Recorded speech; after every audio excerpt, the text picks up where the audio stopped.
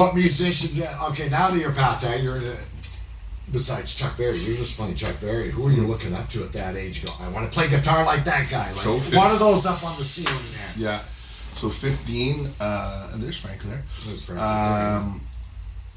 15 years old, I was hanging out with made some friends at the Montreal West pool, because now I'm in NDG, so I'm trying to slide into the Montreal West. Quickly, what years was this happening? Like late 80s. So I'm 45. Oh, I'm 45. You know, it's so funny, because I was living in NDG all that time. I loved NDG. Yeah, it's good hit. And still there.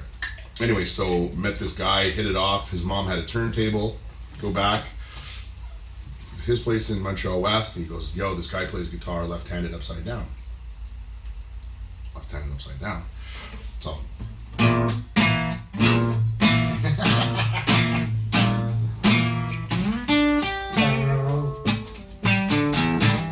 And so we're sitting there, and no drugs or anything. We're just, eating chips and drinking Coke, Yeah.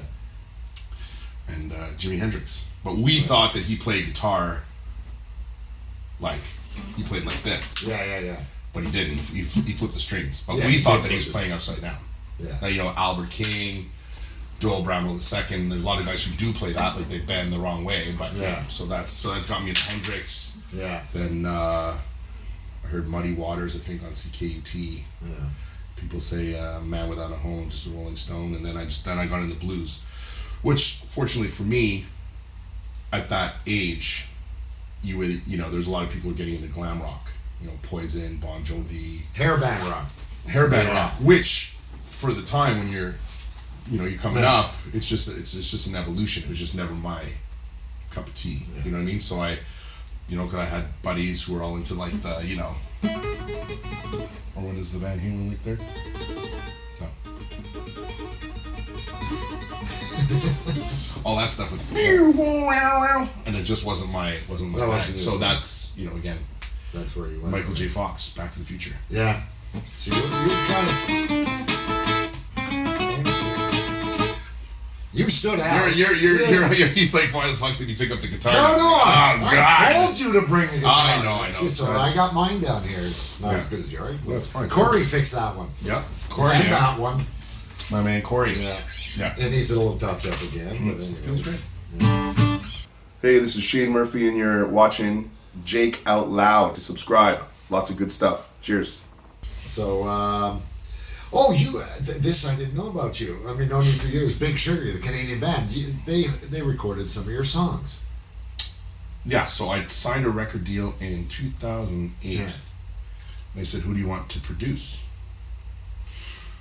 So I said I was always a Big Sugar fan, and I was really getting into Lucinda Williams, which is really not anything that I sound like or my genre, but this guy was produced by Charlie Sexton. Yeah. Who was in the Archangels with Doyle Bramwell II and the rhythm section from Stevie Ray Vaughan and Double Trouble. Anyway, so they were both in Austin. So I signed the deal. They said, who do you want to produce? Because I signed a 2-album deal, and I said, well, either Charlie Sexton or Gordie Johnson. They made some calls. Charlie Sexton was busy playing guitar with Bob Dylan. Didn't want to do. I was like, whatever, Charlie. And no, but and then so ended up sending Gordie a bunch of stuff, right, to like different demos in the acoustic album that I did in 2007 called West End Plaza, which is somewhere in the ether. Anyway, so he started tribute. He really dug the stuff.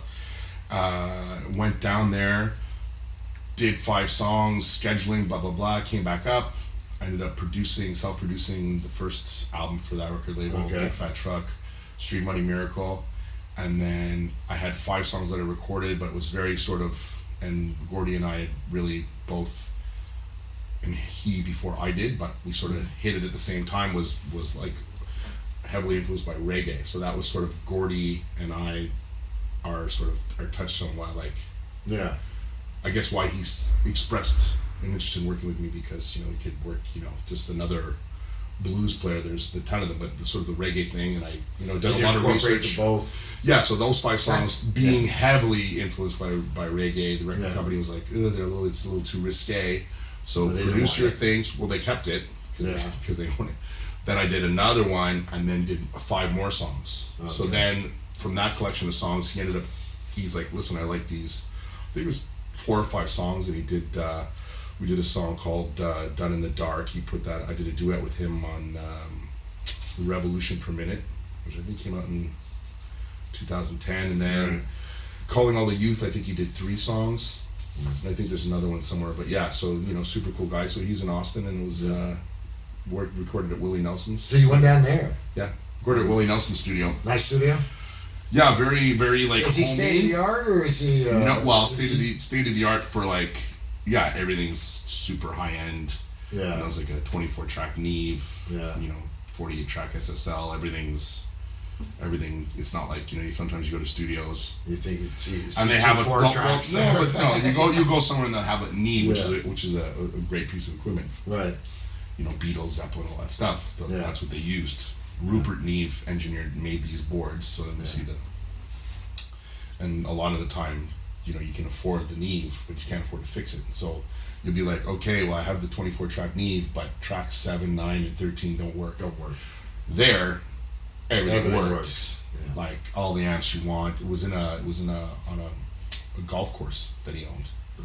It was in the clubhouse that they had redone. But I went in and saw all the gold records, always on my mind. It was Willie's studio, you know. So, nice. So that was a trip. That was a little bit too much. Surreal, maybe. Surreal and intimidating. I don't think I was really. Does he provide an engineer when you're down there? No, Gordy had his own engineer and he could engineer. He's very sharp guy, a multi-instrumentalist, a whiz really, and he was a bass player first. Played upright.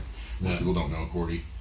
So whenever he plays guitars, the action on his strings are like, he has really heavy strings, so you can hardly, I mean, his hands are, I mean, I have strong hands, but he has just that touch, So.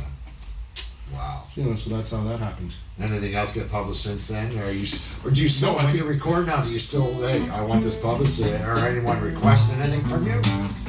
That sort of happened in that period of time. I mean, I've done some writing for other artists, sort of in development.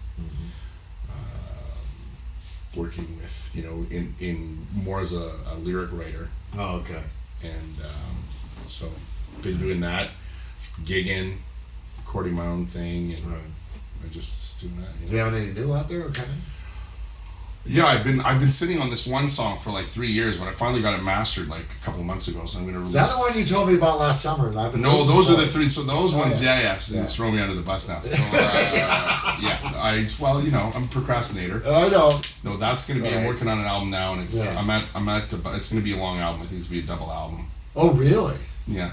In this day and age, you think that's a good idea, or just why don't you split it up into a multiple EPs good or idea. something like that? I mean, what's a good idea? I mean, release a single. You know, I'm not a 20-year-old boy band. You know what I mean? I don't really. At this point in my career, I'm at the point where you want to get it out there. I just want to do what I want to do, and if people dig it, then they dig it. You know, in terms of you know, I made a choice to to be an artist and be a musician and be a working musician. So that means record my own stuff. Yeah.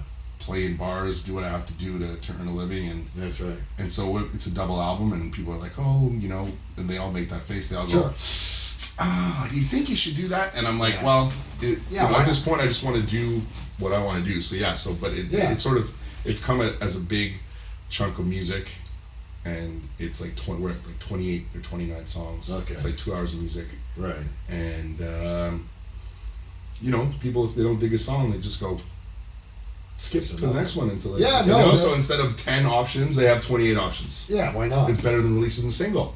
That's right. You only have one song, you have nothing to skip. Now you have 28 skips. Good point. You got me on that one. I got a name for the album, 28 Skips. What do you think? Okay, I like it. Let's confirm it. I like these questions. Okay.